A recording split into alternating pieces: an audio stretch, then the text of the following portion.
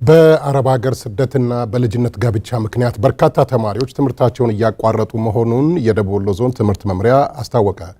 መምሪያው ትምህርት የሚያቋርጡ ተማሪዎችን ወደ ትምህርት ገበታቸው መመለስ በሚቻልበት ሁኔታና በትምህርት ዘመኑ በነበሩ ስኬቶችና ችግሮች ዙሪያ ከባለድርሻ አካላት ጋር የምክክር መድረክ በሐይቅ ከተማ አካሂደዋል።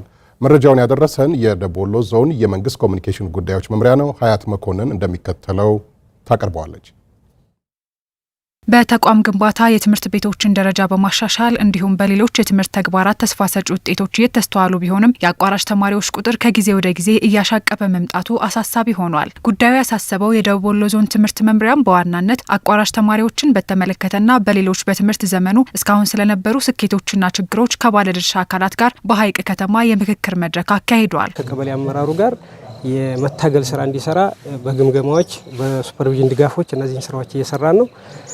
ይሄም ሆኖ ኦልሞስት የአንደኛ ሴሚስተርና የሁለተኛ ሴሚስተር አንደኛ ደረጃ ላይ 772 ተማሪዎች ናቸው አሁን ያቋረጡት ማለት ነው። በሁለተኛ ደረጃ ትምህርት ቤቶች ከላላ፣ መቅደላ፣ ለጋምቦ፣ ለገሂዳ፣ ቃሉና አምባሰል በርካታ ተማሪዎች ያቋረጡባቸው ወረዳዎች ናቸው። በአረብ ሀገር ስደትና በልጅነት ጋብቻ ምክንያት በርካታ ተማሪዎች እንዳቋረጡ ርዕሳነ መምህራን ይናገራሉ።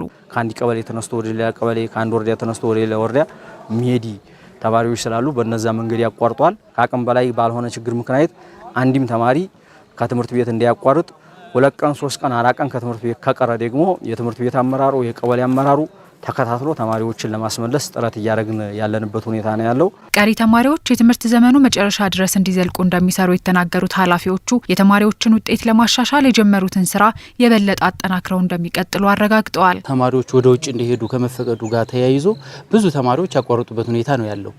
ያ ደግሞ የትምህርት ብክነቱን እንዲጎላ ያደረገበት ሁኔታ ነው ያለው። የትምህርት ጥራቱ ላይ ግን ትኩረት አድርገን እየሰራን ያለንበት ሁኔታ ነው ያለው። ተማሪዎች ወደ ትምህርት ቤት እንዲመጡ የበኩላችንን ጥረት እያደረግን ያለንበት ሁኔታ ነው ያለው። አሁን የያዝነውን ተማሪ እስከ ፈተና መጨረሻ ድረስ እናስቀጥላለን የሚል እምነት ነው ያለን። የደቡብ ወሎ ዞን ትምህርት መምሪያ ምክትል ኃላፊ አቶ አለምነው አበራ እንዳሉት ወደ አረብ ሀገር የሚደረግ ፍልሰት፣ የልጅነት ጋብቻ፣ የሁለተኛ ደረጃ ተማሪዎች ራሳቸው ያውቃሉ በሚል ተገቢ ትኩረት አለመስጠት የአቋራጭ ምጣኔው ከሚጠበቀው በላይ እንዲያሻቅብ ካደረጉት ምክንያቶች መካከል እንደሚጠቀሱ አስረድተዋል። አንደኛ ደረጃ ትምህርት ቤት አንድ ተማሪ ሲያቋርጥ የቀበሌ ሊቀመናብርቶች በልማት ቡድን ተከፋፍለው እነዚያን ተማሪ የማስመለስ ተግባር እናያለን።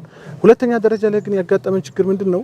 አንደኛ ፍልሰቱ በጣም ከባድ ነው። እውነቱን የምነግራችሁ የወደ አረብ ሀገር ፍልሰት ሴቶቹም ወንዶችም ያለ እድሜ ጋብቻው በተለይ በምዕራብ ወረዳ አንድ መኪና ሙሉ ተጭኖ ሴርታ ያለ ከሃይ ስኩል ማለት ነው።